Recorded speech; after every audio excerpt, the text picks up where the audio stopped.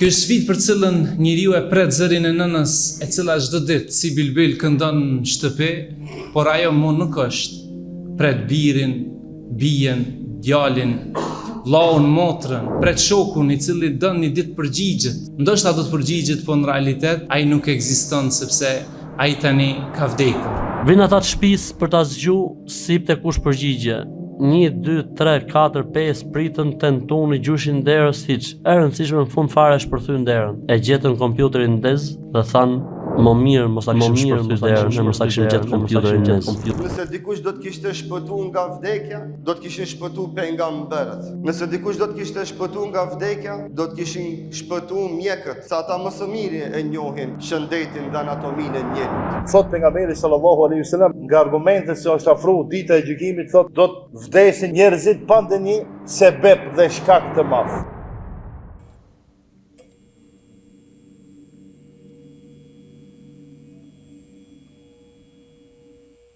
Çdo shpirt do ta shijoj vdekjen.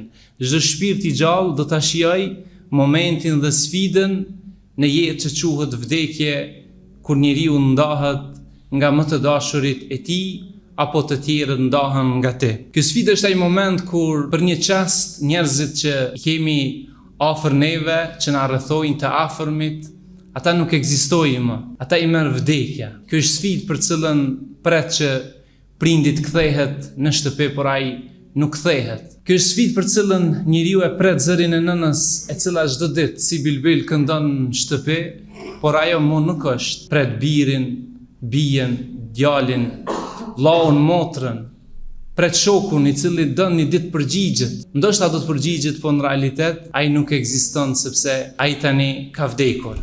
Gjojeni këtë ngjarje të çuditshme që ka ndodhur. Thot, ndron jetë dikush në dhomë, e kishte mbyll dhomën me çelës. Vin ata të shtëpisë për ta zgju sip te kush përgjigje. 1, 2, 3, 4, 5 pritën, tentuni, gjushin derës, hiç. E rëndësishme në fund fare është përthyn derën. E gjetën kompjuterin ndez dhe thanë, më mirë mos ta kishim shpërthy derën e mos ta kishim gjetë kompjuterin ndez. O ju njerëz, kudo që të shkoni të strehoheni, edhe në qofshin ata fortifikatat më të sigurta në botë. Përsëri, kur të vije momenti, do t'ju vije vdekja. Kur të vije xheli, s'ka hikje nga vdekja.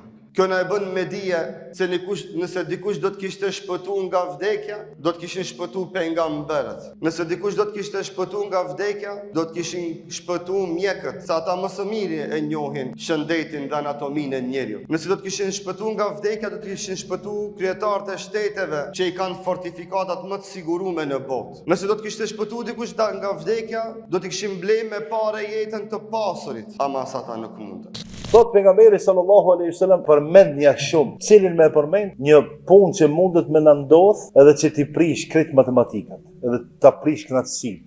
Cila është vdekja? Vdekja ka një argument se mundet me ndodh, për shembull nesër. Jo. A ka pas vdekje sikur tash që i quajmë të prapritshme? Edhe më herët po, sa dush. Mirë po, më pak kanë qenë. Tash janë shtu. Se është për argumenteve se është afruar dita e Kiametit vdekja pa ndonjë simptom të smundjes së rëndë. Thot pejgamberi sallallahu alaihi wasallam, nga argumentet se është afruar dita e gjykimit, thot, nuk do të bëhet Kiameti derisa të shtohet në mesin e njerëzve vdekja e papritur. Kjo sfidë ekziston për ta kuptuar ti se çdo gjë e ka fundin e vet, vetëm Allahu krijuesi i gjithësisë është i gjalli, i përjetshmi, i pa fillim dhe i pa mbarim. Sado që je mirë në këtë dunjë, sado që je i shëndosh, sado që ke pasuri, sado që ke pushtet, sado që ke forcë, një ditë prej ditëve, gjitha këto keme i lanë. E kur të vish në shtratin e vdekjes, kime kuptu më së miri, se në qatë moment të bën dobi vetëm e vetëm vepra e mirë, dhe asë gjokti. Duhet me aboj zmetin, duhet me abo beftin, pra duhet me qenë gjithmonë në kujdes, se është e vetmja gjë në këtë botë që nuk ka sinjal para prap. Deri dje ishte një trup aktiv, sot do të është i pa aftë, është bë i pa vlerë, është bë një krijesë deri dje që ka pas emër, e sot do të thirrët xhenaze. Deri dje ka pas emër, ka pas vlerë, ka pas pozitë, ka pas influencë, ndikim, deri dje ka jetuar në pallate, ka ecë do thot me vetura, kanë vrapu njerëz pas tij, sot do të thirrët ai për cilën e ka emrin do thot varr. Dhe gjithçka përfundon. Të dashur vëllezër, përgatituni për me vdek kështu shqip, pa politikë, se nuk na dihet momenti kur kena me dorëzu shpirtin Allahut. Edhe bëni dua, o Allah, në qoftë se ke vendosur me më marr shpirtin, merr më me iman.